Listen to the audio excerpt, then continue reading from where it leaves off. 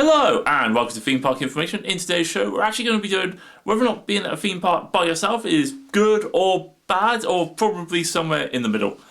So the good things about going by yourself, which I've recently experienced for the first time this year at Parque Asterix, Parque Warner Madrid, and for a bit of a day at Islands of Adventure.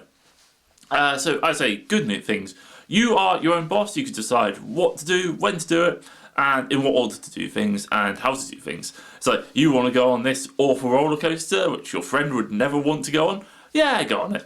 You want to go on the water ride? Yeah, go for it. You want to, just take loads of pictures and kill time? Yeah, that's absolutely fine. You are, responsible and able just to do what you like, when you like.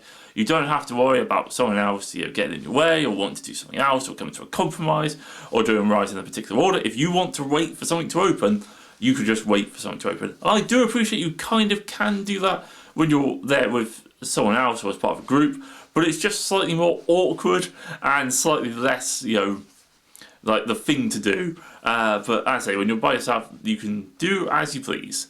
On the flip side of that, as a bit of a negative, obviously it then does mean that if anything goes wrong, it is solely on yourself to figure out, or it is solely on yourself to problem solve. You sadly have one brain, one pair of eyes, as opposed to having multiple people thinking about it or looking for stuff.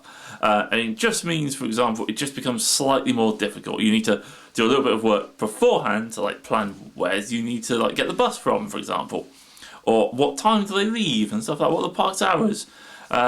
It also can be a little bit boring. Obviously, you're there by yourself.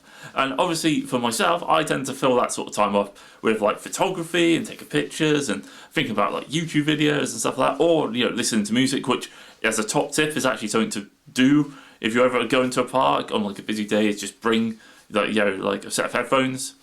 You'll be amazed how much quicker the queue line goes, because you can talk to people for a lot, but eventually you will run out of conversations. It just happens. Especially if it's part of some sort of European or American road trip. It's just one of those things which can unfortunately occur. I say, at the flip side of that, when you're by yourself, I say, it's all on you, and that it kind of, I say, it's kind of the benefits. You can, you obviously, if you want to leave early, that's absolutely fine. If you want to stay longer, pretty much it's a case of choice.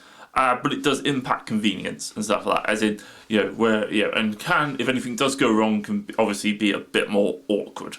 I say it's kind of, there are positives, but negatives. I would say it works really well if you're going to a park or going on a trip where it's very kind of sort of centered, very connected, very navigable. Whereas, for example, I would not really particularly want to go on a trip where I was, for example, drive into a location and then go to another place and almost doing it that way. I think that would be a lot more challenging.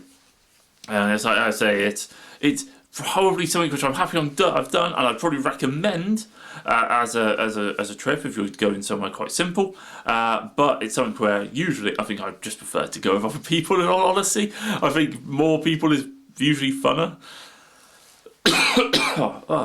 I'm gonna leave that. That's not.